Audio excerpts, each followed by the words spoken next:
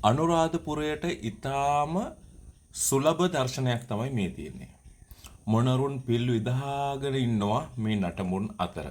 බලන්න මෙතන දෙන්නෙක් ඉන්නවා පිල් විදහාගෙන. නටඹුන් පෙන්න ඉතිහාසය ගැනම විස්තර කරනකොට සමහරුන්ට මේක ටිකක් බෝරින් වෙන්න පුළුවන්. ඒ කියන්නේ එකම දේ ගැන කියනවා වගේ අදහසක් එන්නත් පුළුවන්. ඒ නිසා මම දැකපු සෞන්දර්යාත්මක දර්ශනයක් පරිසරයේ තිබෙන ලස්සන දෙයක් මම පටිගත කරගත්තා ඔයාලට පෙන්වන්න. ඇත්තෙන්ම මේ වගේ දේවල් දැකපුවම හිතට පුදුම සහනයක් දැනෙන්නේ.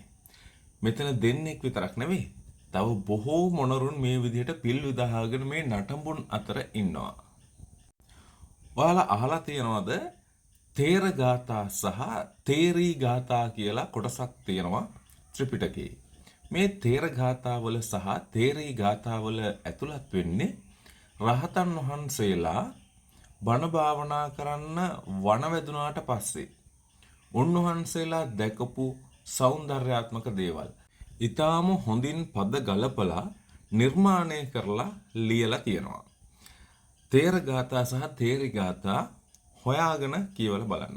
අපිට මනසින් මවා ගන්නට පුළුවන් උන්වහන්සේලා පරිසරය වින්දනය කරපු ආකාරය මොනතරම් සුන්දර දේවල්. පාන්දර අවදි වුණාම මොනතරම් ලස්සනට ඉර පායාගෙන එනවද? හවසට නිදාගන්න ඉස්සෙල්ලා අහස දිහා බලපුවම ඒ අහසේ මොනතරම් සුන්දර බවක් තියෙනවද?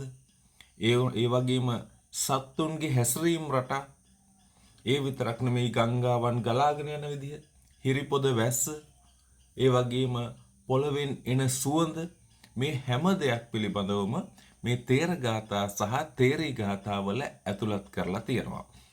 මෙතන තියෙන විශේෂත්වය තමයි මේ තේර ගාථා තේරී ගාථා වල උන්වහන්සේලා රහත් භාවයට පත් වුණාට පස්සේ ඒ රහත් භාවය තුල කෙලෙසුන්ගෙන් මිදීම තුල උන්වහන්සේලා අත්දකපු සුවය පිළිබඳව මේ වයේ සඳහන් වෙනවා. ඒ වගේම ගිහි ජීවිතයේ තිබුණු කටුක බව, බැඳීම් වැඩි බව පිළිබඳව සහ රහත් භාවය තුල තිබෙන බැඳීම් වලින් මිදුණු භාවය පිළිබඳව මේ ගාථාවල ඇතුළත් වෙනවා.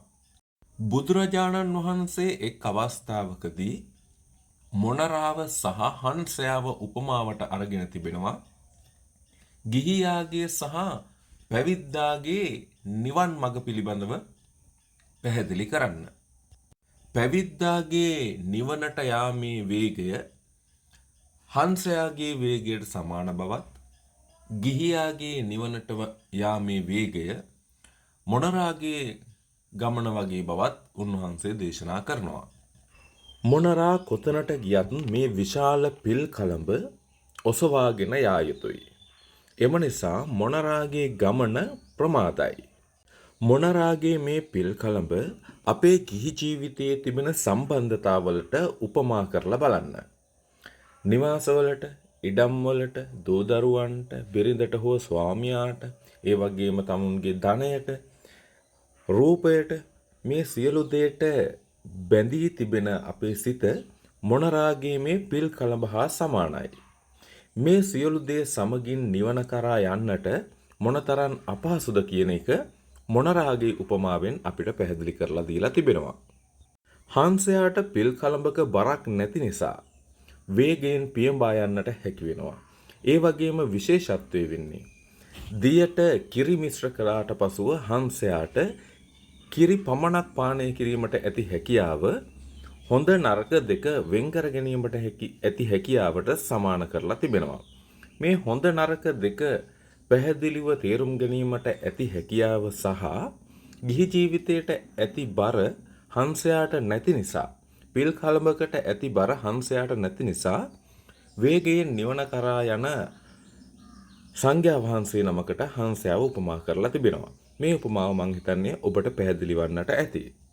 මෙන්න මේ හේතුන් නිසා ගිහියාගේ නිවන කරා යෑම මොණරාගේ ගමනටත්, භික්ෂුවකගේ නිවන කරා යෑම හංසයාගේ ගමනටත් සමාන කරන්නට බුදුරජාණන් වහන්සේ විසින් හිතන්නට ඇති.